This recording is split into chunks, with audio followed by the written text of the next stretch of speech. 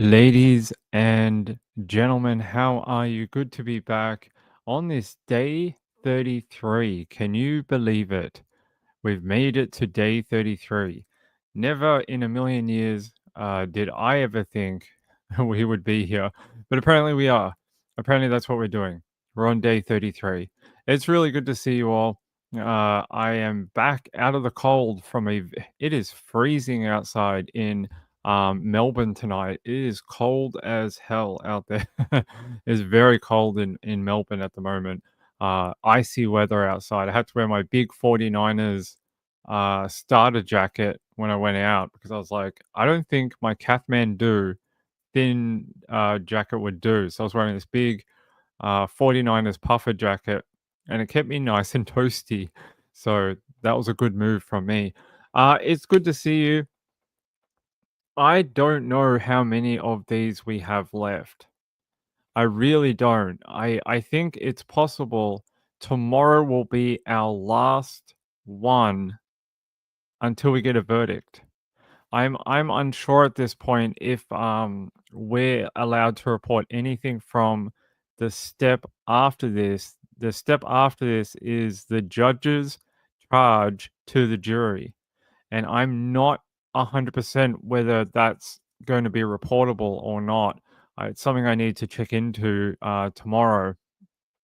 Just I have a feeling it won't be, but I could be wrong.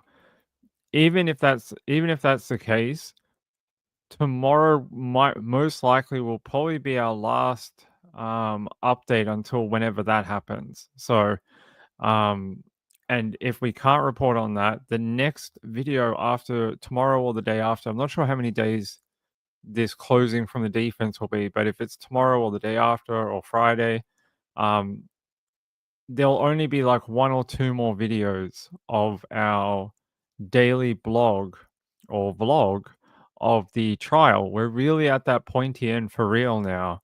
And after the defense closes their final statement and they're done, closing statement finished, about the only thing we have left is the judge's charge to the jury. And then we go into deliberation. So we're really close now, very, very close. We're right. You can see the finish line now, and we're only about 3 steps from the end. We are right on that ending. So congratulations, all of you. We have almost made it. We all survived. I'm alive. You're alive. We all got there eventually. I told you we'd all get there eventually. At least I was right about that. Hey, it's good to see you all. Julie Miller's here. John is here. Kathy Lynch. Hey, Kathy. Francesca's here. Wendy R is here. Sean made it. Who else made it? Who else? Who else? Let's see. Marilyn Landis is here. Glitter made it. Hey, Glitter. Texas Roadrunner's here. Laura T. A lot of good people in the chat tonight. You get a high five. There you go. You get a high five. You know what you get for sticking to the end of this? You get more Erin Patterson content after the trial. Like I've said before, we have a 10-part podcast coming out after the trial finishes, and that'll contain a lot of my personal observations, notes, uh, analysis that I've sort of been looking at throughout the trial. And yeah, you'll get all that as a bonus after we get a verdict. Now, I know a lot of people have been looking forward to that one, to hear what I thought throughout the last 8 weeks or so. So, yeah, you'll get that after we finish. Jonas says, now I have to remember to be good. That's right. Be good. Be good. I played the sub judice warning at the start. Okay. A t shirt signed by me. I don't know about that. I don't know if we're going to do any more merch. These hoodies, and I have them. By the way, it took me 3.5 weeks to actually find some time to go pick them up because the courier tried to come here, and of course, I wasn't here. I haven't been here for 2 months.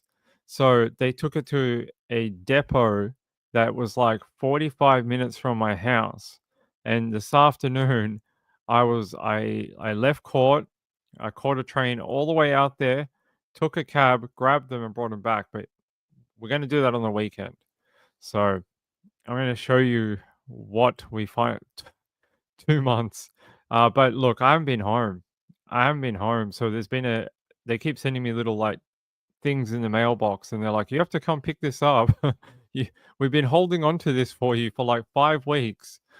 So they eventually were like, "You, if you don't come pick this up, we're going to send it back to the original sender." So that's why I had to go get it today. Share Bear said, as usual, "Hey, my friend, good to see you. Thank you so much for the super chat. I appreciate it." Well, yeah, we actually might get a few Americans coming in this morning because the show is quite late right now. So hold on. This microphone, I'm still getting used to it. Um, yeah, that's fine. Good to see you all. Good to see you.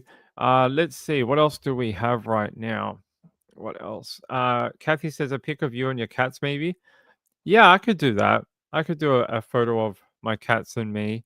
Although trying to get them both into the same photo might be an interesting endeavor. They don't like each other very much. So, although do you know what I always do? When they're like close to each other, you know how you make like if you're a girl and you had Barbie dolls and you would make them kiss, like Ken would kiss Barbie. I do that with my cats. I'm like, kiss each other. Mwah, and I make them kiss and they're all like row, row, and they get upset about it. But I'm always like, you love each other, right? And I push their heads together. They hate it. But it entertains me for like 2 seconds. But hey Ferrari, good to see you. Good to see you. Yeah, thank you so much for the super chat, my friend. It's good to see you, Share Bear. Good to see you, my friend. All right, all right. Enough chit chat. We got real things to talk about. Real things, stuff, and things like closing arguments or closing statements, as they call it here. Is that the right one? What's the day today? That should be the right one. All right. Let me get set up and we'll get going. So the bit I want to take you to is the final part of the prosecution's closing statement. This is the bit I want to read to you, so I just want to get to it.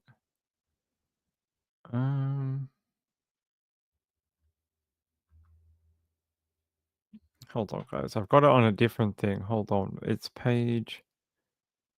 Okay.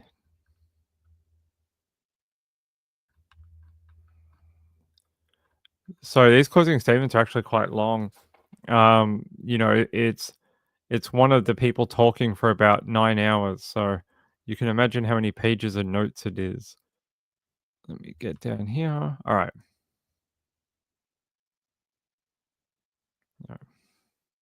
So in closing, the prosecution had this to say. They say, and this is Nanette Rogers, SC, we say there is no reasonable alternative explanation for what happened to the lunch guests, other than the accused deliberately sourced death cap mushrooms and deliberately included them in the meal she served. And they say, with the intention to kill them. In the lead up to the lunch and in the periods after the lunch, Erin Patterson told so many lies, it's hard to keep track of them. She has told lies upon lies because she knew the truth would implicate her. We have taken you through the 4 calculated deceptions at the heart of this case, and I did most of those. Nanette Rogers said she did 3 yesterday and 1 today. So you guys heard the outline of those 4 deceptions that the prosecution says is the basis for their case, and you heard them, the summary of them yesterday. And they say here, the deception that she has tried to play on you, the jury, the deception she has tried to play on you, the jury, with her untruthful evidence when she knew her lies had been uncovered, she came up with a carefully constructed narrative to fit with the evidence. And they say, almost. There are some inconsistencies that she just cannot account for, so she ignores them. says she can't remember those conversations, or says other people are just wrong, even her own children. You will therefore have no difficulty in rejecting this, that this was all a horrible foraging accident. And they say the prosecution asks the jury to focus on the evidence presented to you by the prosecution. When you embark on your task of considering your verdicts, remember to combine all of the evidence in this case, in particular, the evidence that the accused prepared and allocated the meal that was served on the 29th of July, the evidence that the accused was the only person out of the five at the meal who consumed that meal that did not fall seriously ill, and they say the evidence that the accused was familiar with the iNaturalist website and the observation map on that website for death cap mushrooms. Consider the cell tower evidence, which is consistent with the accused phone being in the very two locations in Gippsland where death cap mushrooms had been sighted and recorded on iNaturalist in April and May of 2023. The photos of the mushrooms the accused was dehydrating sometime between the 28th of April and the 4th of May 2023, which are consistent, the prosecution says, in appearance to death cap mushrooms, and the evidence that remnants of death cap mushrooms were found in the dehydrator. The evidence of the lengths the accused went to in an effort to conceal her actions, in particular, dumping the dehydrator at the transfer station and concealing her real phone from police. And finally, the many, many lies told by the accused about the true source of the mushrooms that went into those beef Wellingtons. When you consider all of the evidence in combination, the prosecution suggests to the jury that they will be satisfied that the accused deliberately sourced death caps, deliberately served death caps to Don, Gail, Ian, and Heather, and that she did so intending to kill each of them, or in the case of Don, Gail, and Heather, to at least cause them really serious injury. The conclusions the prosecution suggests will lead the jury to be satisfied beyond a reasonable doubt that the accused is guilty of each of the four charges on the indictment. And that, my friends, was Nanette Rogers' final address to the jury. That is it. You will hear nothing else from the prosecution now. That was their final moments on in front of the jury to, you know, that tell them what they believe the evidence is and summarize that into that final statement. So, you are not blocked. Why do you keep asking these questions, Joe Neal? If you're blocked, I'll tell you how you know you're blocked when you can't even type in the chat anymore. That's when you know you're blocked. When you press enter on a message and it just goes error. That's how you know, because that means you're not allowed in here anymore. So there you go. The other way you can know is sometimes you can type in chat and no one else can see you. That is another way sometimes you can be banned. So you are not banned because I can see you. So there you go. Hey, Aaron. Aaron, good to see you. By the way, I meant to comment this the other night, Aaron. I know what your profile picture is, right? That is Artemis and that is Luna from Sailor Moon. And I know that because that's actually my favorite anime. Ping is a massive Sailor Moon fan. I've been watching it since I was like 7 years old in the 90s. So that's I love that profile. And Artemis and Luna are like my two favorite characters from that show. If I ever owned a black cat, I was going to name it Luna. And if I ever owned a white cat, I was going to name it Artemis. So there you go. I can't remember what the little baby cat's called though. I can't remember. It's been a while since I watched. Is that from Sailor Moon Crystal when they had the little cat, or is it from Stars? I can't remember if it's from Stars or Crystal where they have the little cat. But yeah, there you go. Some little knowledge about Ping. I can see you now, Shebe. Thank you. What do you mean? What do you mean? I what? I said thank you before. I can see you, my friend. I can see you, my friend. Thank you so much. That is very kind. That is very kind of you. Very generous, my friend. Um, yeah, that is awesome. Thank you so much, Share Bear. It has been a hell of a process for this. To get to these final stages, I didn't know if we'd get here. Just for my personal situations and that, I didn't know if we'd make it to the end. All right.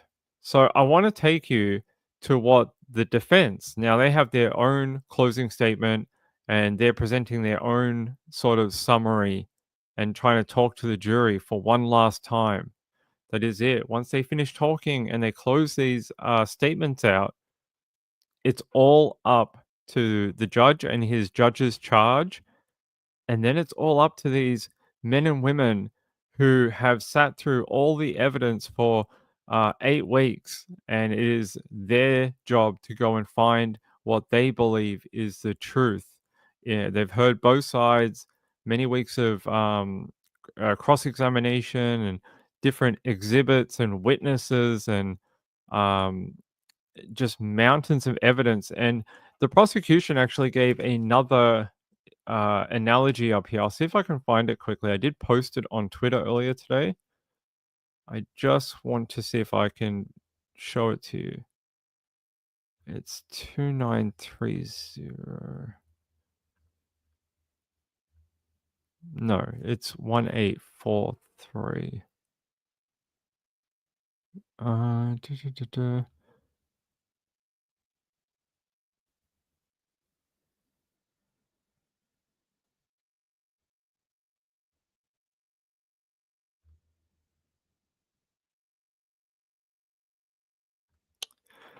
Hmm. Give me a sec. There's one other bit from the prosecution I'd like to bring to you.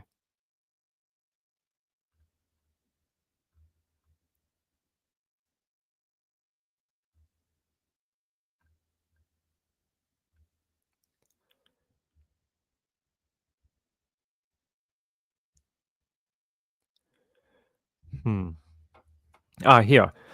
The prosecution, so this is Nanette Rogers from the prosecution again. The prosecution relies on each piece of evidence to form the case as a whole. We often tell juries that it helps to think of a case like this one as a jigsaw puzzle. The pieces of evidence are like pieces of a jigsaw puzzle. Each piece on its own or by itself might not might tell you not very much at all about what the picture is, but as you start putting more and more pieces together and start looking at it as a whole, the picture starts to become clear. If you find yourself thinking, well, I have a small doubt about this part, or I'm not 100% sure about that detail. Just remember, you do not have to be satisfied of each individual piece of evidence or each alleged fact beyond reasonable doubt.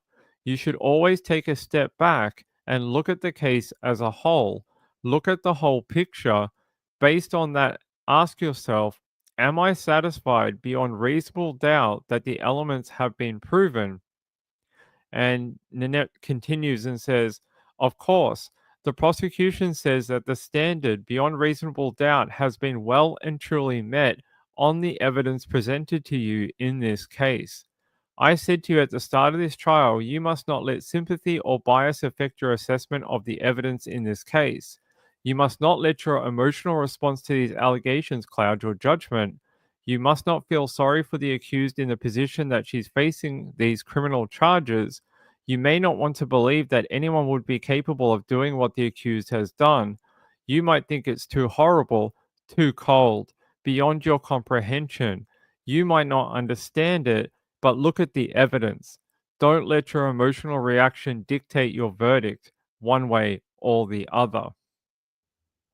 So there you go. There's the analogy about the case with the large amounts of voluminous evidence that we've seen over the last 8 weeks, and how the prosecution describes it as a jigsaw puzzle that you have to put the pieces together and then look at the picture as a whole to, to see what they're trying to show you. So there you go. That is the prosecution, and that's it. That's it from them. We will hear nothing else from the prosecution now for the rest of the trial. It's up to Colin Mandy to finish his closing statement. And in a second, I'm going to bring you a little bit from Colin Mandy as he tries to detail what he wants to say to the jury. 1 second. Sorry. Here we go. Let me get down and talk to Mr. Mandy. All right. So Colin Mandy SC, he's talking to the members of the jury and he says, "Your consideration of the evidence in this trial comes down to two simple issues that you have to determine. First, is there reasonable possibility that death cap mushrooms were put into this meal accidentally? That's the first issue. Second, it is a reasonable possibility that Erin Patterson did not intend to kill or cause serious injury to her guests. And in the end, after you have considered all of the evidence, if either of those is a reasonable possibility on all of the evidence, then you find her not guilty. And that's the law. Because if either of those things are reasonable possibilities on all of the evidence, then you would have reasonable doubt." He continues to say, "I want to start by addressing you on some overarching themes which will run throughout this address. And the first one of those is the flawed approach by the prosecution in the way that they have analyzed the evidence. I said to you at the beginning of the trial that you should keep an open mind until you have heard all the evidence, all of the arguments, and His Honor's directions of law. But it is only then that you have all the tools in your toolkit in order to make a decision about the case. The prosecutor has made an argument to you. That's not evidence. The prosecution has referred selectively to the evidence, choosing the bits they like to suit their theory in a very deliberate way, and then arguing to you that you should accept those bits that they like, while they don't draw your attention to the bits that they don't like. And he says he'll show the jury and he'll take them to a number of examples that where the prosecution has done that in cross examination of Erin Patterson and in the closing argument that you have heard yesterday and today. He says that the prosecution's approach is working from the assumption that Erin Patterson is guilty of these crimes, pick and choose the evidence that fits that theory, and then tie it all together in an attempt to present a coherent narrative and ignore the things that don't fit. So they have constructed the case theory by, he says, picking and choosing evidence while ignoring the context, cherry picking convenient fragments while discarding inconvenient truths. And he says he will give some examples so they know what he is talking about in that section. He continues and says, "Consider what the prosecution said to you yesterday about the accused daughter's evidence." And she says she was talking about Sunday, the 30th of July, and said that in her evidence that she saw her mum go to the toilet at least 10 times. Collins says that is not a vague recollection by her daughter, and he says that's not something she doesn't have a clear memory of, a detailed memory, a positive evidence of something that she observed, and yet the prosecution says to you, dismiss that because she doesn't have any memory of going to Tyab in the car. Colin continues, so there are some things she doesn't remember doing. 2 weeks later, when the police are asking her questions, but there is something that she has a crystal clear memory about, and that's her mum going to the toilet 10 times. Those are entirely separate things with no logical connection, and the prosecution offers you no explanation as to why one memory should cancel out the other. And he continues and says, that's an example, but this is what was said to you yesterday. Ignore the accused daughter. Colin also says the prosecution also ignores the nuance, and he says, of the way human beings behave, especially when, as in this case, Erin Patterson was answering lots of questions from many, many different people when she was under some pressure. And he says their argument to you is that in relation to the accounts that Erin gave to others, when she became unwell, where she bought the mushrooms from were consistent. She was giving the same account over and over again, but to lots of different people in many different contexts. They were asking her different questions, and in the end, when you analyze the evidence carefully, there is very little meaningful variation in the accounts that she gave. You have to consider how conversations like this happen using your normal experience of the way humans behave. You bring with you into the jury room everyday experience of how humans interact and the conversations they have, what they do. So you know when people tell the same story to different audiences, they naturally adapt what they're saying depending on who is listening to them. Someone might share different parts of the same true story with different people based on the context of who they're speaking to. People tailor what they say to the context of who is asking them questions. They respond to the specific question that's asked, not questions that weren't asked. And so we suggest to you that those are very simple propositions. As an example, for instance, you might tell your child different details about an event from what you might tell your partner. Now, you might emphasize different aspects of an account when you're talking to a doctor than you would when you were talking to a friend. So that is important context. People have imperfect and honestly mistaken memories, and you may recall playing games like the telephone game, where messages are whispered from one person to another all the way along, and then you compare the message that was relayed at the beginning to the one that came out the end, and often they're completely different. You may have had the experience of telling a story to a group of people, let's say at a birthday party, and someone else is there, and they say to you, no, that's not what happened. That didn't happen like that. You've got it the wrong way around. It happened like this. Colin Mandy says, we know that happens. Those sort of things happen in our everyday lives, and it can happen also in courtrooms when things get recounted as witnesses are doing. Details get emphasized, details get minimized, details get forgotten, details get unconsciously altered based on what seems to be the most important or memorable thing to each of those persons. So we all bring our own experiences and biases and understanding to the process of what we are hearing and listening to, and that's what the evidence is. Something like 21 witnesses spoke to Erin Patterson in 24 hours about various things.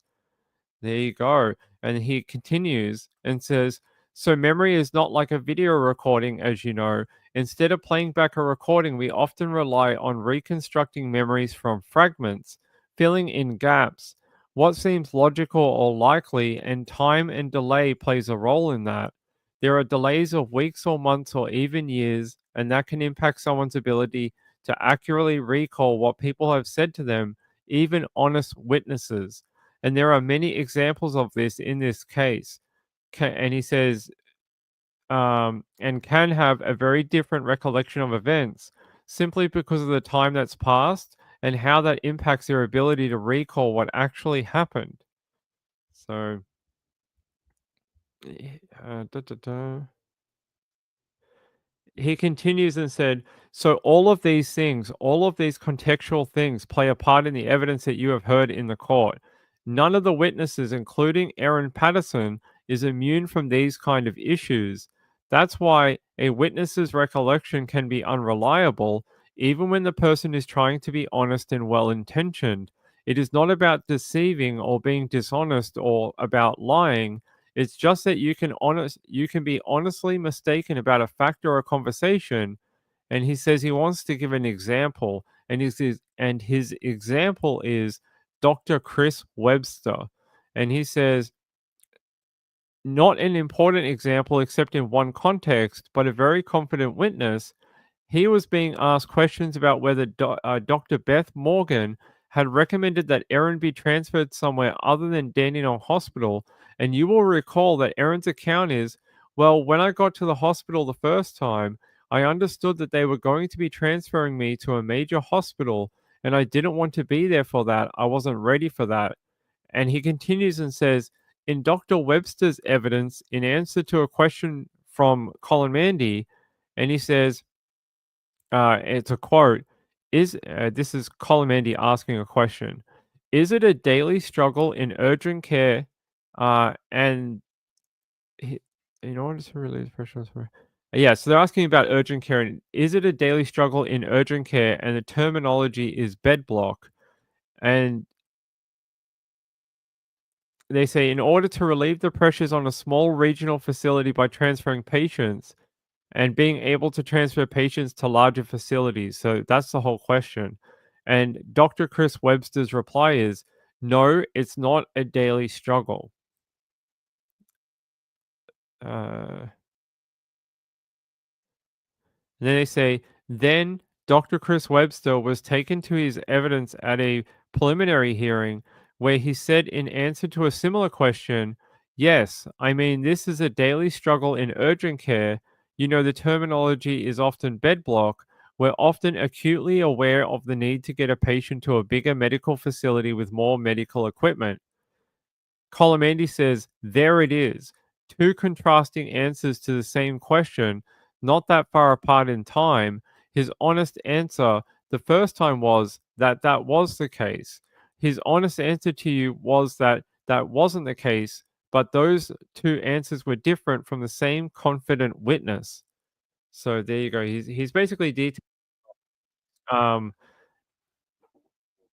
you know, depending when you ask the question and time and context, sometimes you get a different answer. And like he gave you that example with Dr. Chris Webster was asked a very similar question at two different points in time throughout this prosecution timeline. I think he said it was a preliminary hearing at some point, and then he asked him during the trial, and he got two different answers. So that's what he was trying to demonstrate right there.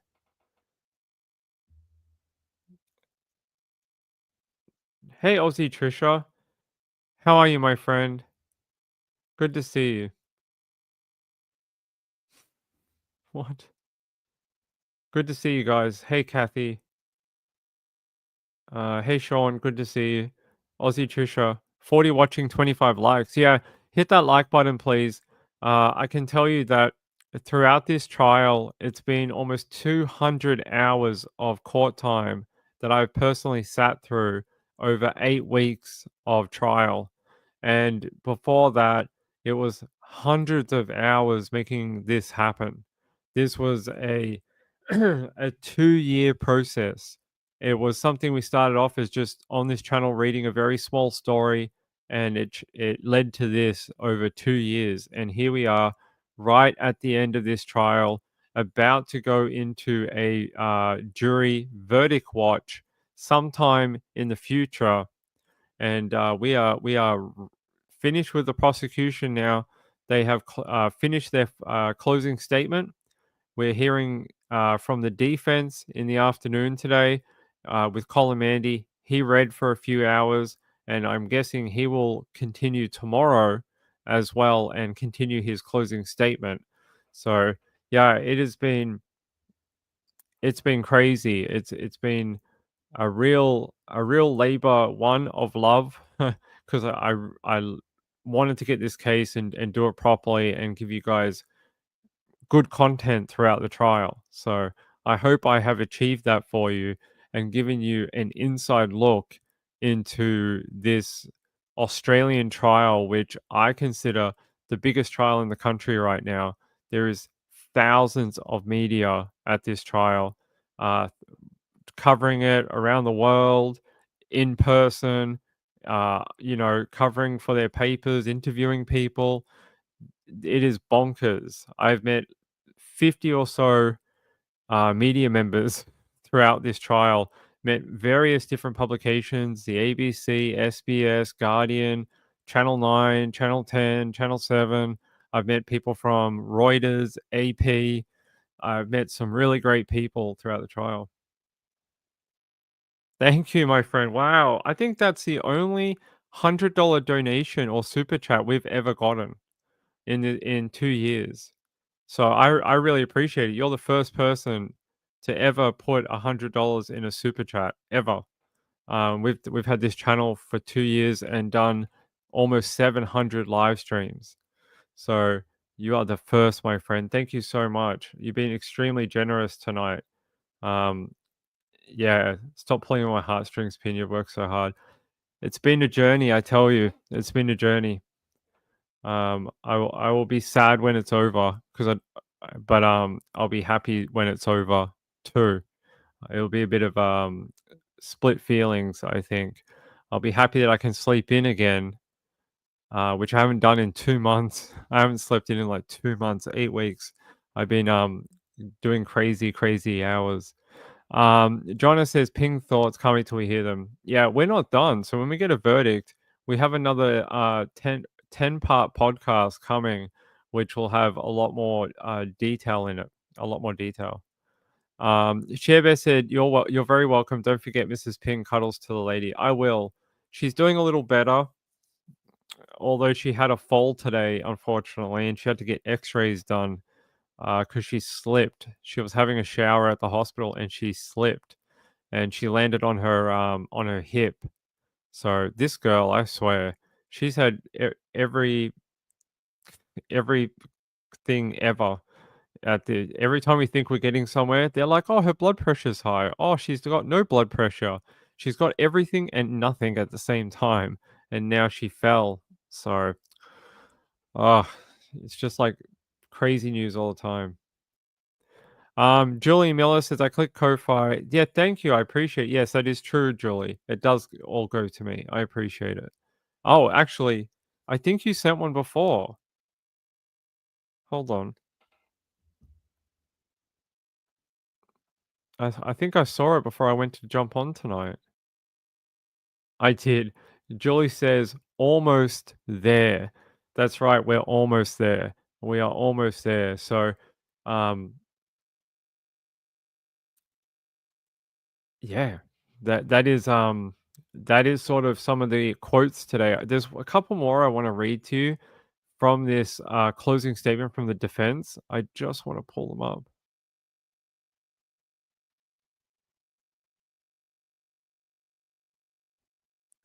So Colin Mandy, in his closing statement, has this proposition, right? One of the one of the important questions in this case is it possible for people to share the same meal containing amatoxins and have very different health outcomes? Colomandi says the answer to that question is a fundamental part of the case.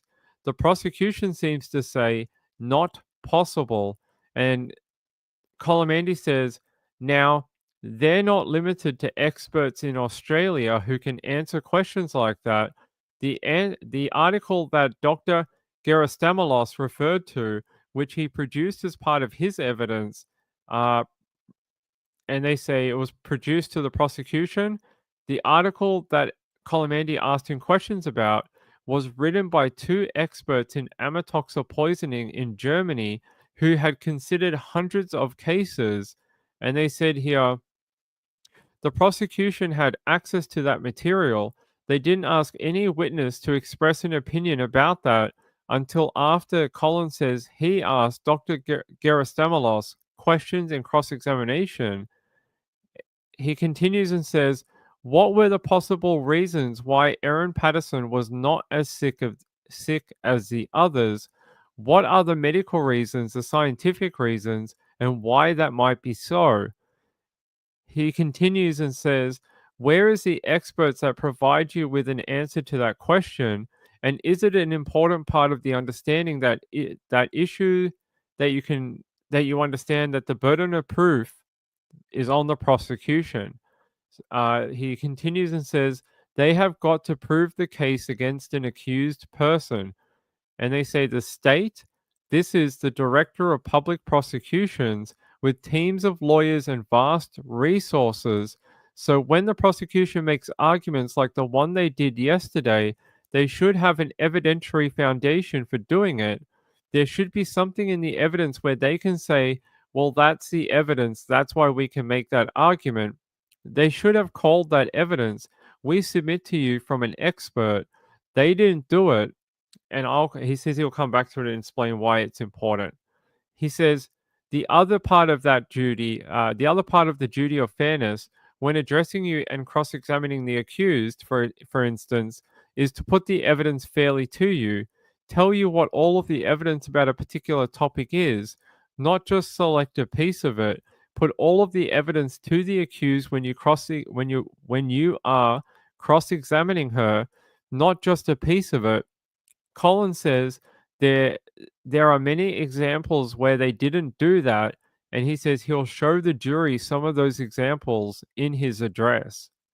And he says there are some of the topics we just spoke about. These are some of the broad overarching topics that he has touched on, and he says he'll talk about more in his statement. And he says, first, the prosecution's flawed approach to the case, the fact that witnesses can be honestly mistaken and have honestly mistaken memories, and the burden of proof and the duty of fairness. So there you go, from Colin Mandy, SC, in his closing statement to the jury. Yeah, it's So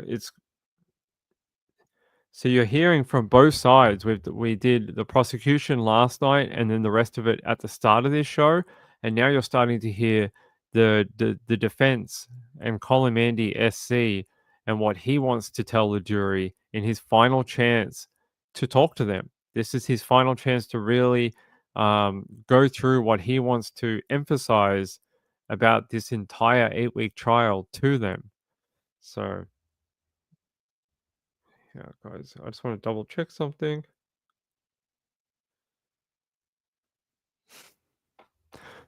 Uh, there you go. Yeah, Betty C says that's why I donate through the Ko-fi. So generous. But yeah, ShareBear is extremely generous. Thank you, my friend. I'll put these up again for you. As always, watching in silence. You don't have to watch in silence. We can get you a hearing aid. It's okay. ShareBear. Stop. No, you guys are so kind. Sean said, "Hit the thumbs up. It helps grow the channel." It does. I want to leave the red one up because I don't think we've ever had one before, and it feels very special. So I want to leave it there for a little bit. All right. Let me see if I've got another quote I want to bring to you from Colin. So Colin Mandy goes on and says, the next thing I want to talk to you about is empathy and emotion in this case. He says, it's the law that a jury, when they're considering facts, has to put aside their sympathies and their prejudices and approach things logically, rationally, and intellectually. Like judges, use your heads, not your hearts. He continues and says, now, in this case, obviously, 3 people died and 1 person very nearly did, and that was a terrible tragedy for those people and their families and for everyone who knew them. He says, it was clear, and I'm sure you will agree to everyone in this courtroom, that Ian Wilkinson is a kind and good person, and there is every reason to believe that Don, Gail, and Heather were as well. They were kind and good to Erin Patterson and all of the family. And when the family members were giving evidence, there was sadness in this courtroom. They're still grieving their losses. And we were all, you as well, witnesses to that. And it is a natural response to have been moved by that. And there are 2 reasons why it is important to acknowledge that and to make submissions to you, the jury, about that. The first is that as human beings, especially as members of this wider community, you would have felt empathy for those witnesses and for the families and for their loss. A deep empathy because it is desperately sad. It's that simple. And as human beings, we might have an instinctive reaction when confronted with that kind of loss to say to ourselves, these were good, innocent people, and whoever caused their deaths must be held to account. That instinctive desire to punish the person responsible, to seek retribution, to think that they must pay for what they've done, That might be a natural reaction. We know that the actions of Erin Patterson caused the deaths of these three people and the serious illness of another. And as ordinary people in the course of our lives outside of the courtroom, when we're not behaving like judges, he's speaking to the jury, we might bring that desire for retribution, revenge, anger, or punishment into our consideration of the issues. But as a jury, but as but a jury has to fiercely guard against that kind of reasoning, that kind of reaction, because you're judges. Obviously enough, it would be quite wrong to think in that way when you're judges. And he says, as jurors, you have sworn to put aside your sympathy and prejudices and to act only on the evidence. And so you have to put your natural human emotions when confronted with this kind of situation to one side. This case isn't about who is responsible in some general way. This case is about a criminal offense with elements the prosecution has to prove beyond a reasonable doubt. He continues and says, "Your role is your role is as judges. Our sympathies and prejudices aren't evidence. The way we feel about things isn't evidence. Our moral impressions of right and wrong aren't evidence. Our natural human reaction to this distressing evidence isn't evidence. And you must work very hard in this case because it is confronting to put that kind of thing to one side. As a judge, what's in your hearts has no relevance at all to considering the facts. What you have to do is use your intellect, your reasoning, your logic to find facts, and then on those facts, decide the answer to the question for each charge, which is, am I satisfied beyond a reasonable doubt as to each element of the offense? And he says, when you do that, you can't use your emotions. You can only use the evidence analyzed by you in an intellectual way. And he says, so that's the first point. He says, the suffering was terrible. The desire to punish is instinctive and emotional. And you've got to put it to one side. You're judges. You make judgments on the facts and not on those things. There you go.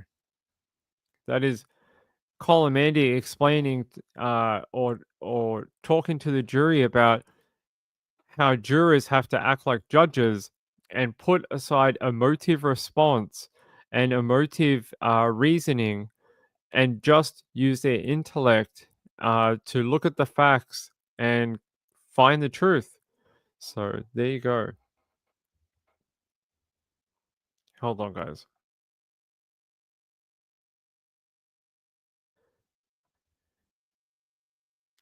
Raycon Rourke, hey, anyone wants to sponsor the channel? I'm listening. Sharebear said, I'm usually in bed with my Raycons, too tired to donate or chat. No, that's okay. Hey, I think you more than made up for it tonight. I think you more than made up for it tonight. Hey, where'd my thing go? I want to put this back up. There we go. Thank you, my friend. It's so kind. Julie says, glad to hear. Oh, yeah, earbuds. Julie says, glad to hear their earbuds. I was imagining you snuggling up to some raccoons, which sounded kind of cool, actually. I don't think you should cuddle a raccoon in bed. Don't they have like rabies and other diseases? I don't think you should do that. You can have a pet raccoon. Okay. You guys have some interesting theories about who you should be snuggling up in bed with. All right. What time is it? 11:14.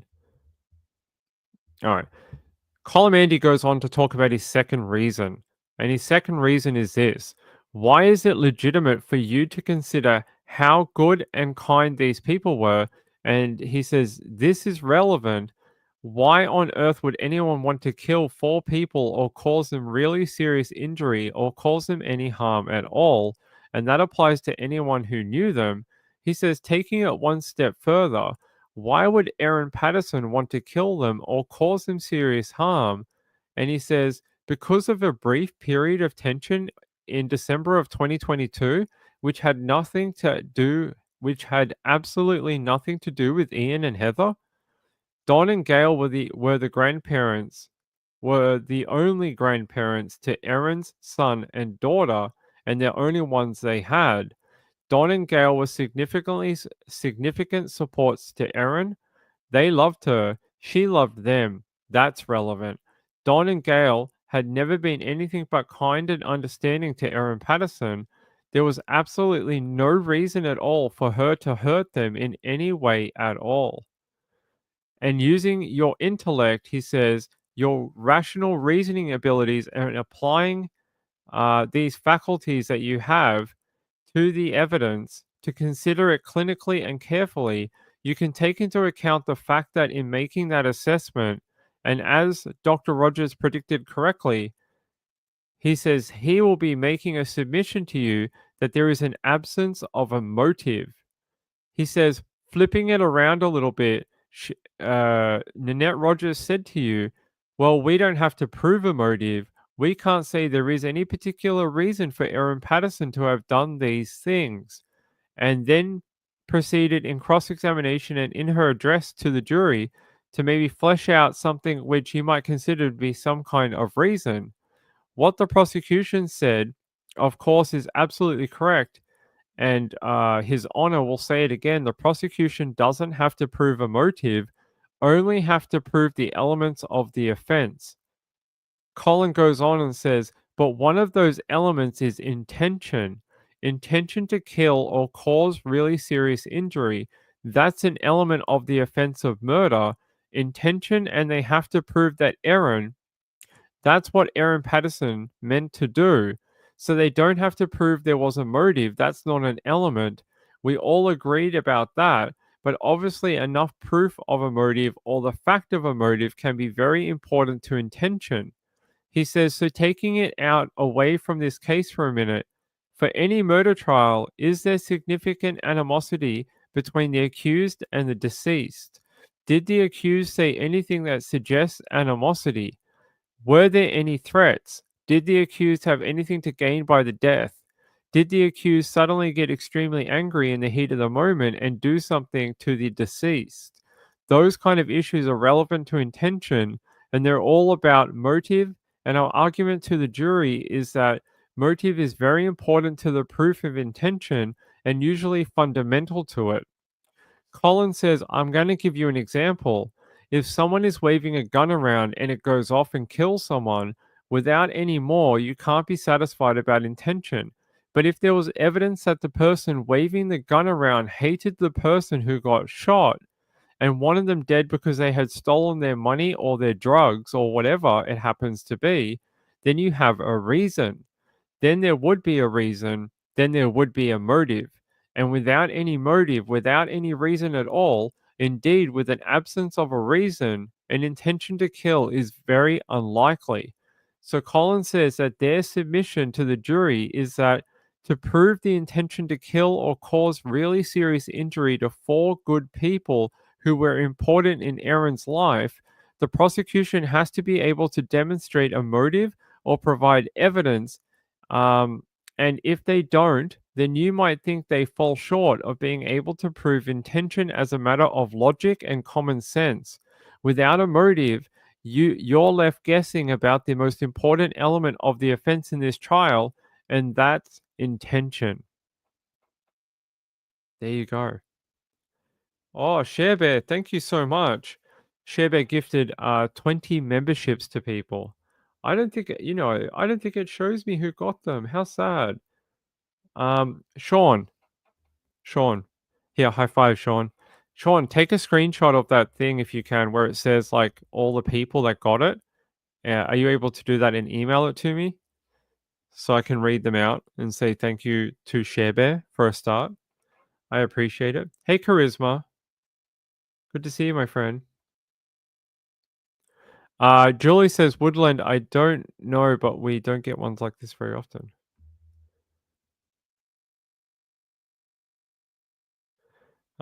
Woodland Creature said, "Is it common for trials in Australia to take this long, or is it unusual?"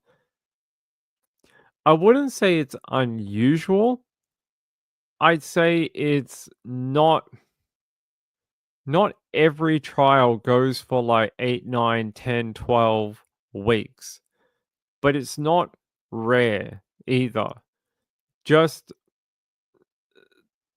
complex trials like this that have a ton of evidence, a ton of witnesses, tend to run from around 4 weeks to about 12 weeks.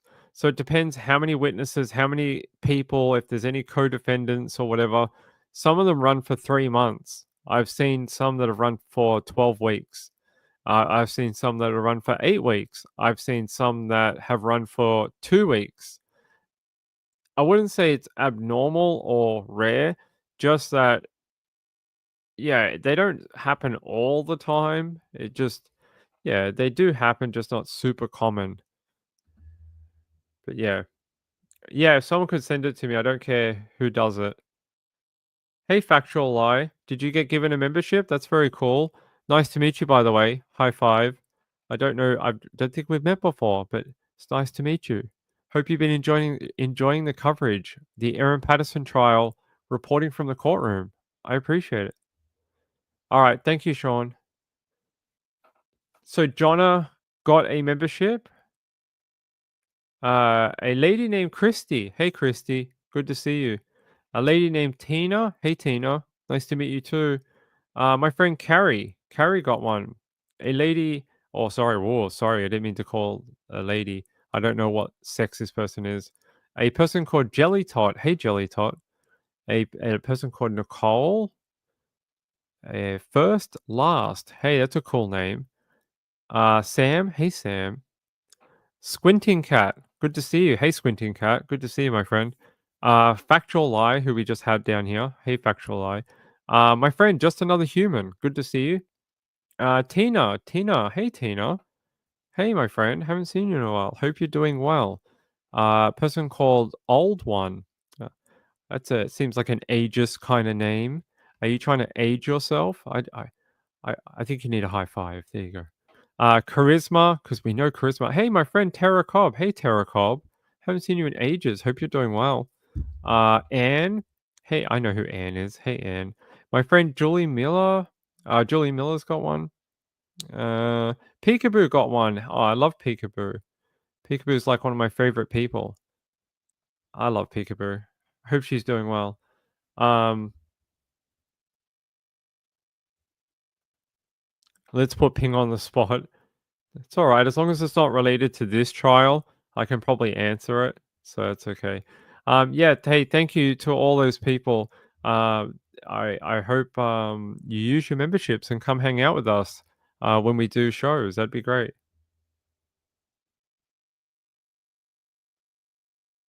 What? What did you name? I don't know what that is. What is a boondocker? What did you name my boondock event? I'm not sure. You're gonna have to. What? You're gonna have to be more specific, my friend. I'm not sure what a boondocker is. Aussie Trisha says that sounds like a name I should have picked. Might change it to Alders Turt. Yeah, I don't know who that person is, but I hope they come hang out. I like their name. Um, Shebe, you're so generous, my friend. Thank you so much. It's very kind. I think you made some 20 people very happy with their memberships. That hopefully they'll come hang out with us. You guys are. Jonna got one. Yay, Jonna! You guys are amazing. Let's see. Do I have what's the point of the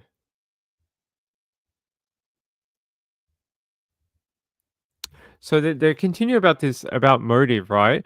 So Colin Mandy says, without a motive, you're left guessing about the most important element of the offense in this trial, and that's intention. And he continues, now, in a different case, a prosecution might not need to show there is a motive, depending on what the other evidence is. And he says he'll give an example, and the example is if he says an accused person might say, I'm going to kill that person over there.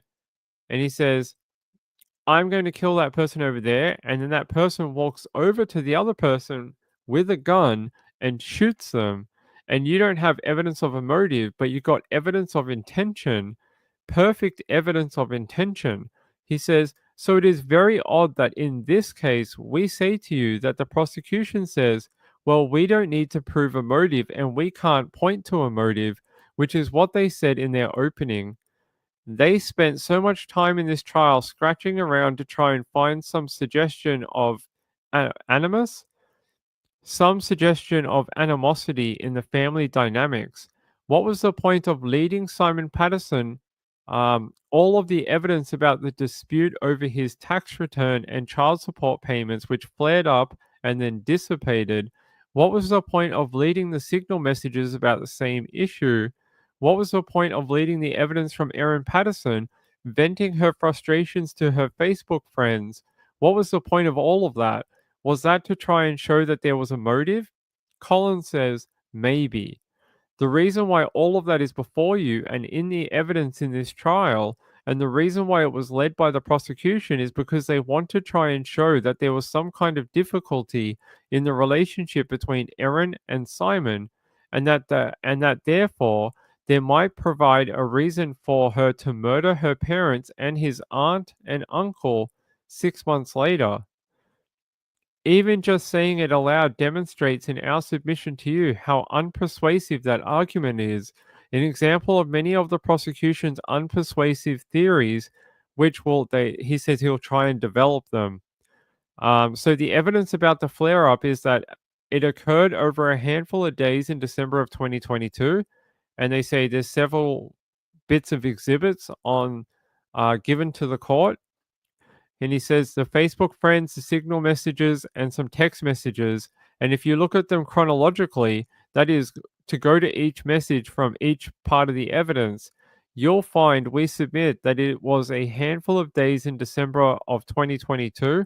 It started somewhere around 21st of November with a message about the um, anesthetist with Simon, and it ended about the end of December when there were messages about some kind of activity in New Zealand between Erin and Simon. And he says the critical period was December 5, 6, and 7. And he says it didn't stretch out much beyond that, maybe up to the 8th or 9th. It was a brief spat, we say, about child support, which the evidence says was resolved amicably. amicably. Now, obviously, Erin was upset. She freely acknowledged that. She was venting to her online mates for a short few days, 7 months before the lunch.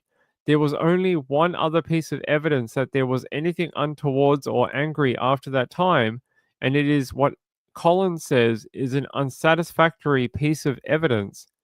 So you will remember that Simon gave evidence about an extremely aggressive text message, and then later on, um, he says it was extremely inflammatory. And of course, you know that the police had access to Don and Gail's phone. And so you can be assured that if there were any aggressive or inflammatory messages, the police had found them and you would have seen them.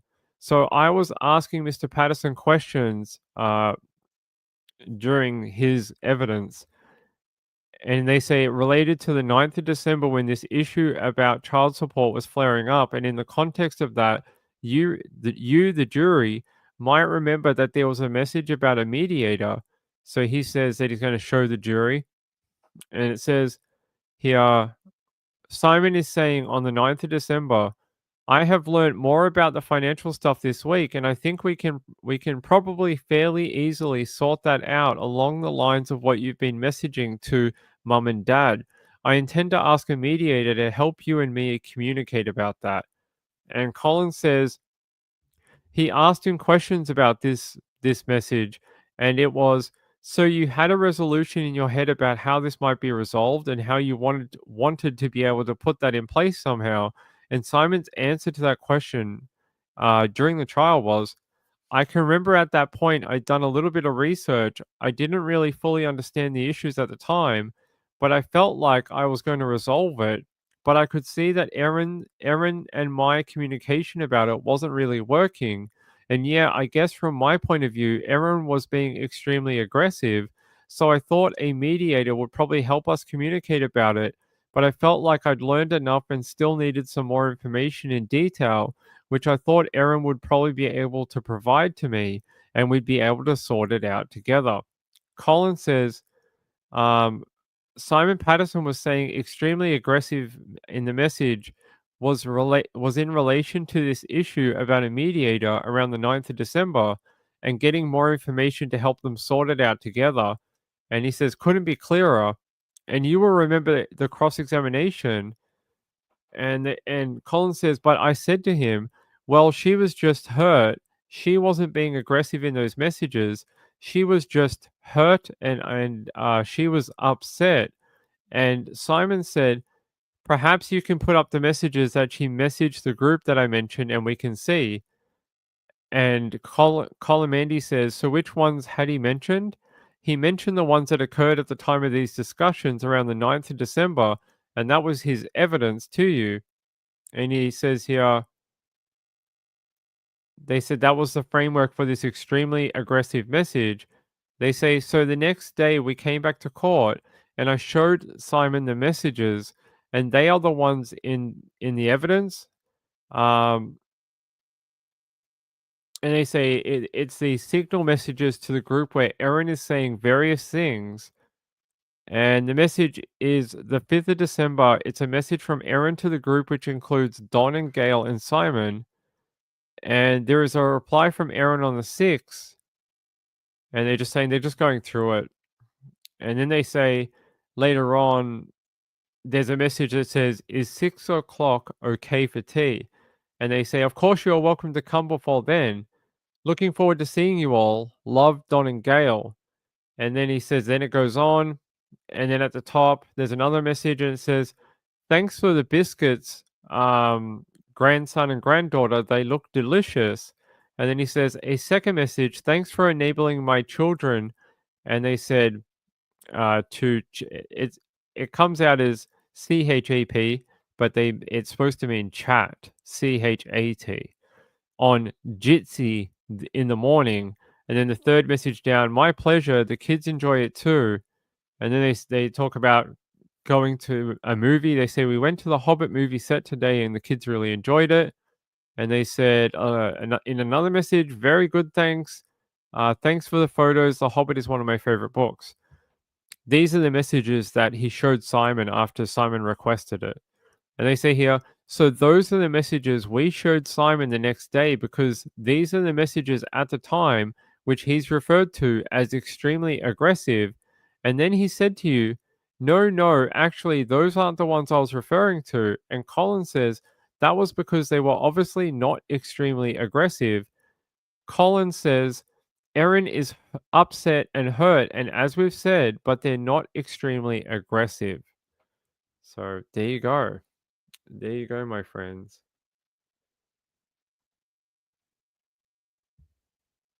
Hey, JDR. Good to see you.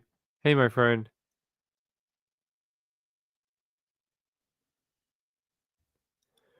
It's very kind of you, my friend.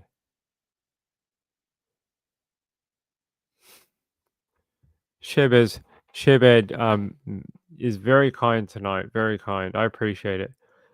I don't know. I'm not sure. It doesn't mention in my notes. It just said that this is what Simon referenced as extremely aggressive, and when, according to Colin Mandy's uh, closing statement, he gave these examples of these messages where I read them out. Like, is 6 o'clock okay for tea? Of course, you are welcome to come before then. Looking forward to seeing you all. Love, Don and Gail. And then there was another message that said, thanks for the biscuits, grandson and granddaughter. They look delicious. And then another message says, thanks for enabling my children to chap. But it's a typo. It's supposed to be chat on Jitsi in the morning. And then it said, third message down, my pleasure. The kids enjoy it too. And then there was another message that said, we went to see the Hobbit movie today, and the Hobbit movie set today, and the kids really enjoyed it. And then another message, Very good, thanks. Thanks for the photos. The Hobbit is one of my favorite books. And he's saying that these are the messages which Simon said included extremely aggressive. And so Colomandy found these messages and presented it to him under cross examination. That's just what he's trying to detail. And then he said that Simon said, "No, no, actually, those aren't the ones I was referring to." And then Colin continues his closing statement and says, "And that was because they were obviously not extremely aggressive. Erin is upset and hurt, as we've said, but they're not extremely aggressive." And they say, then his memory became that it was at some other time, uh, still in this group chat, but now not about child support or about a mediator, but rather about Simon. uh, they say, but rather about his son being too tired and not going to bed early enough, sleeping in on the weekend, and notwithstanding all of these phones were downloaded and examined, and signal chats that were readily available. There is no record of that at all. And when he answered that second lot of questions about that later message, he said it was extremely inflammatory. And then Colomendi says, "Now, what do we take from all of this? The reason why I'm spending some time on it, obviously enough people who are separated and have the joint care of their children often have disagreements and arguments and emotions can run high. That's just a plain and ordinary thing that happens in life, sometimes between two people. There is nothing unusual about it. In fact, quite the opposite. It would be in some cases unusual if there wasn't some kind of spat or disagreement or frustration, or and whatever we might call those spats and disagreements and frustrations, it doesn't have any kind of motive to murder someone's parents, their aunt, and their uncle. And the only evidence of this supposed inflammatory message is Simon." And they say here, and this is the last bit, "I think Erin agreed in her evidence that there was some issue with her son sleeping in at some point, which she was upset about and replied and sent a message to him about that. But that's it. That's the extent of the messages. That's the extent of the evidence about inflammatory or extremely aggressive." So there you go. There is a chunk of Colin Mandy's closing statement. Now, it's not all of it. I literally cannot read you all of it. I would be here for the next 5.5 hours just reading play by play of the court. I bring you as much of it as I can, and I'm not even sure I'm allowed to read it word for word. Anyway, I'm not sure. Otherwise, I'd just be reading you the court, which I'm not sure I'm allowed to do. Sean said, "Ping these is not a comment." Yeah, so thanks, Jonna. Well, you guys tell me. Is the audio quality better since we moved to the new Lollipop Rainbow microphone? Let me know if you think the audio is better than the old microphone. Was it a worthwhile upgrade? Is it clearer, less muffled? Let me know.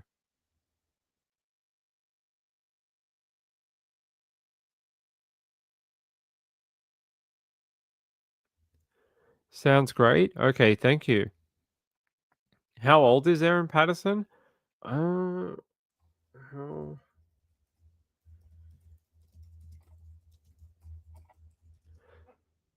Uh, she's she's 50. Miss Patterson is 50. So there you go. She turned 50 years old. She's a 50-year-old woman. There you go, 50. It's crisp. Okay, good. Good, good, good. All right, so maybe it was a good upgrade. The other one was fine, but it had started to become muffled, or sometimes when it would be really loud for no reason. Even though I've got it turned quite the way down, I'd replay my shows and it was like blaring, and I was like, "Why?" I'd have to put my audio like tiny on the YouTube to be able to listen to it. If you turned it like halfway up the volume thing, it would be screaming, and I was like, "Why is it doing that?" So I hope it is a good upgrade. These things are stupidly expensive, so I hope it was a good choice. I hope it's good sound quality. Um,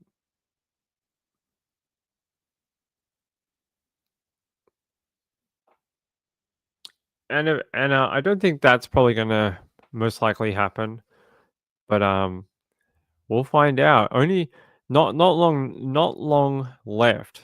By the end of next week, by the end of next week, we may have a verdict. By Friday next week, it's possible. I'm not saying there will be or it's a definite or anything, but it's possible by Friday next week, this may all be over and we'll have a verdict of some point. Don't know what that will be, but it's possible. Laura T says it looks so pretty. It's pretty cool, right? It's like a lava lamp and a microphone built into one. It's like the best of both worlds, lava lamp and microphone. It actually has a light on top too, see? And I don't know if you guys can see it, but there's a light in this bit in the top too. There you go.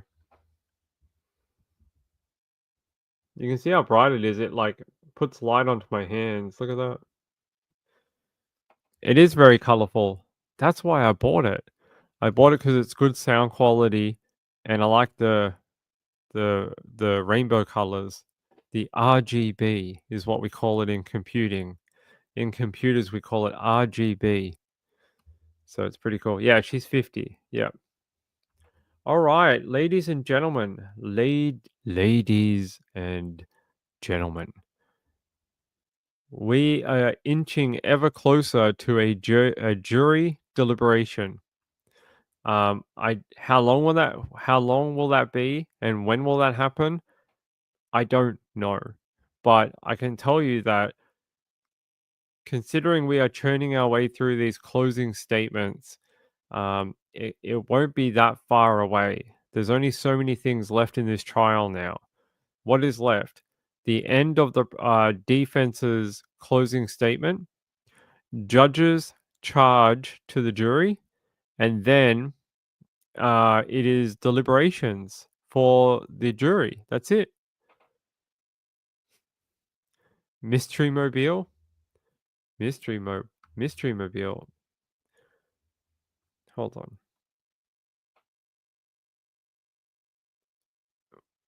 What did you name my Boondocker van? I don't remember. Hold on. The camper van? I can't remember. Did we give it a name for you that time? I can't remember. You might have to you might have to prompt me. I will.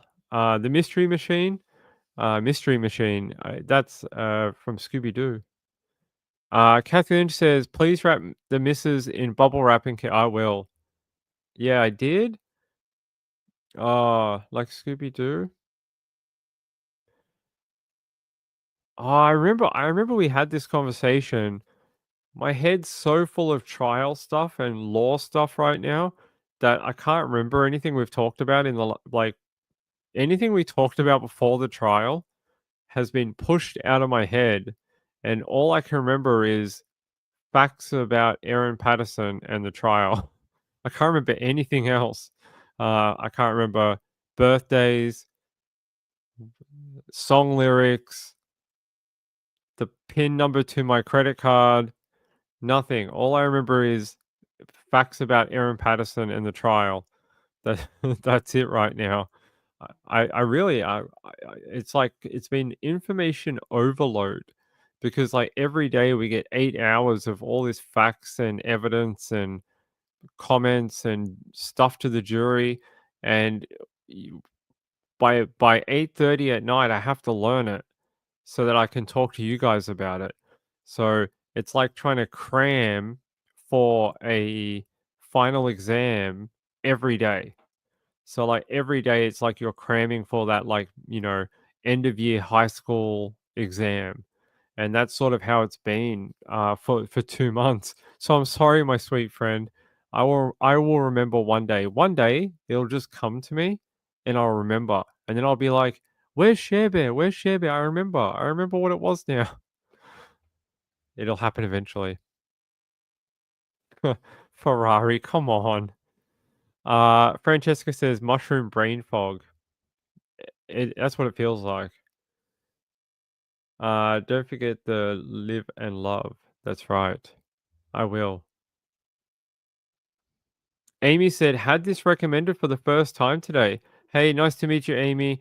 Glad you could be here. I'm sorry that you missed 33 days of the trial. We've been here every day covering it. So if you don't know who I am, my name's Ping. This is my channel, Nights with Ping. We've been covering the Erin Patterson trial live from the courtroom. I've been at the courtroom every day. So um, I have been giving my viewers an inside look into the trial every single day for the past 8 weeks. But I'm glad to have you. Glad to have you. Thanks for being here. If you haven't hit that subscribe button, I would appreciate it. That has been our big push during the trial is to try and jack that number up a bit. I Hate Morning says just got uh, this is a good recommendation. I hope it is. I hope it is. It's good to see you all. Oh, thanks. Thanks, Amy. Nice to meet you, by the way. Nice to meet you. I love your name, Amy. It's such a great name. It's one of my favorite girls' names in the world. I've been following the trial, but just didn't know about this channel. We'll have to go back. Thanks. Thank you. Appreciate it. Thank you very much. I hope you enjoy the content, and I hope you'll join us for however many days we have left to give you exclusive content from the trial. I don't know how many we're going to have left. I know I'll be back tomorrow. I'll have I'll have an episode tomorrow night. What happens after that? I think your guess is as good as my guess because I don't know either. I'm not sure. We'll have to find out. We'll have to find out. Oh, you're from the UK? Oh, we love our UK people. We have a lot of UK people who subscribe to the channel, but awesome. We'll take another one. We'll take another one.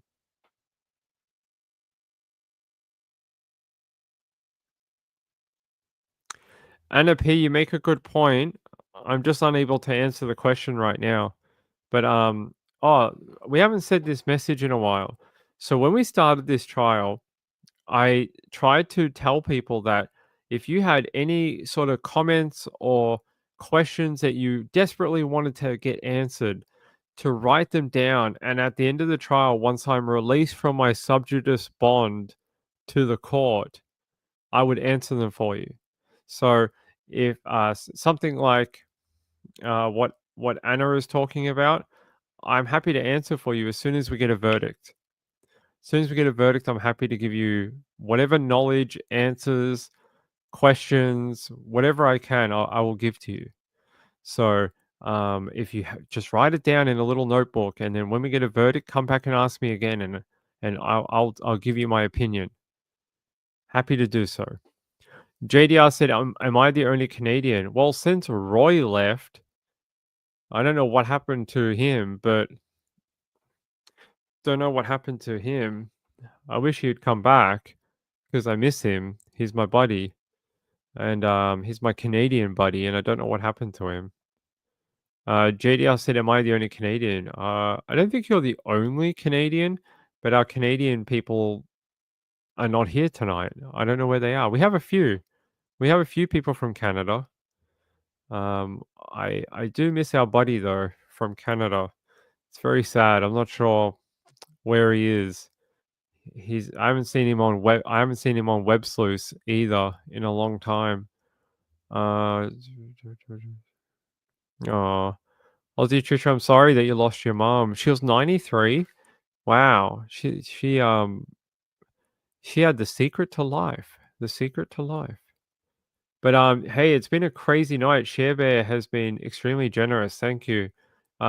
Ferrari became a YouTube member. Thanks, I appreciate it. I like your raccoon. Yeah, reaching out for a high five. Look, if I do this, it's like we're doing it in person, like high fiving. Look. Um, Sharebear says, "Can you see me now?" I can see you. Sean says, hit the thumbs up. It helps the channel grow. It does, especially because during the trial we have to have we legally have to have the comments turned off. It's not me being stupid or funny or something. It's a legal requirement. The fact that I have this access to the court and that I'm covering it live from the Supreme Court in Victoria, Australia, it's a requirement that I turn the comments off. Um, I leave the live chat open so people can see each other and say hi, but as soon as the stream ends, it gets turned off. So, let's see. Sharebed, our first $100 donation ever to the channel. Thank you, my friend. I thank you. I'm very thankful that people see how much hard work went into this trial. 2 months of my life going to trial every day. It's been bonkers. And she gifted 20 memberships, and then she started asking me about her boondocker van. I remember we gave it a name, but I just can't remember. Mystery Mobile? Like Scooby Doo. Yeah. Yeah, I think Share Bear wins the appreciation award tonight. It's very generous, very thankful. I appreciate it, my friend. JDR says we have chanterelle mushrooms. They are so good. They were the only ones we pick around here. I didn't know they grow wild in Canada. I had no idea. Texas said I took a screenshot like a total nerd. Okay. All right. All right. Also, first, yeah, I did. I put that one up, didn't I? Yeah, I did. There you go. I put it up for Share Bear. All right, ladies and gentlemen, it is 9 minutes to midnight in Melbourne, Australia. I have had an extremely long day. It's probably why my eyes look really tired. Yeah, it's been a bit of a long day. Um, Sean, thank you so much for the munchies. I appreciate it, buddy. I will buy some munchies with that. I'm always eating uh crackers and things like that. But I appreciate it. Thank you, Ferrari. I will get some rest. Um,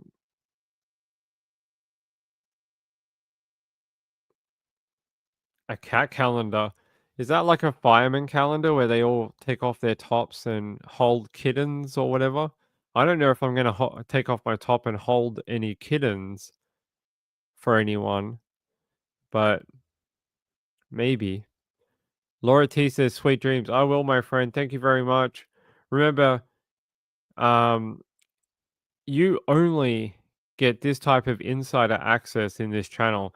And if you want to know what the verdict is from this trial, I will have it to you quicker than the mainstream media will. I will, like, within seconds of me knowing what that information is, I will be live on my live stream on this channel within moments of us, the media, in that courtroom finding out. I will be up on a live stream talking to you guys before anyone else gets to post it, make an article, whatever. It will be here. You guys will be some of the first in the world to know what that verdict is and where we go from here. So, yeah. I hate Julie. Julie, by the way, thank you so much for your donation earlier tonight, friend. Julie was the first one tonight. Julie, I reckon Julie gets the prize for being first. I just wanted to see if she left. Yeah, she left a message saying almost there. Yes, we're almost there. Terrible. Hey, SP Mama, good to see you, my friend. I hate morning says thanks, Ping. Good morning or good night, everyone. Hey, Aaron. Good night. Good night, my friend, my Sailor Moon friend. High five to you. All right, back to court tomorrow for the rest of the for the rest of these. I've lost words. What is this called again? Even though I said it 50 times tonight. Closing statement. I must be tired. I'm starting to forget words. The rest of the closing statement by the defense, Colin Mandy SC, who represents Erin Patterson, who you see in this thumbnail, he'll continue tomorrow, and we'll see if he finishes up and wraps up his statement tomorrow or the day after. I don't know, but I promise you, I will post it on Twitter as soon as I know that we are out of the closing statement phase and waiting on the judge's charge to the jury. That'll be the next phase after this, and then he'll give that charge to the jury and they will go into deliberations. That's it. We are so close. So close right now. You know, you can taste the finish line. You're like, I can see it. I'm reaching my hand out to grab the ribbon. We are that close. All right. I love you all. Thank you for staying with me through 2 months. That's not two, that's four, Ping. 2 months of trial. Solid. We had 2 solid months of trial. 33, 34 days tomorrow. 34 days over 8 weeks of time, and it may even go a little bit longer than that. Yeah, apparently I can't count anymore. I'm so sleepy I can't count anymore. I love you all. Have a great day out there in America if you're in America. If you're in Australia, I hope you're about to go to bed. It's very late. Peace out, my friends. I love you all. Have a great night. Again, if you haven't hit that subscribe button, Ping would appreciate it. And if you are subscribed, hit that thumbs up for Ping. All those numbers make a difference for the creator, and it helps our rankings and things like that. So I would appreciate it. I'll see you tomorrow. Hopefully, a couple of hours earlier tomorrow, around 8:30 local time in the evening. Good night, everyone. See you later. Bye.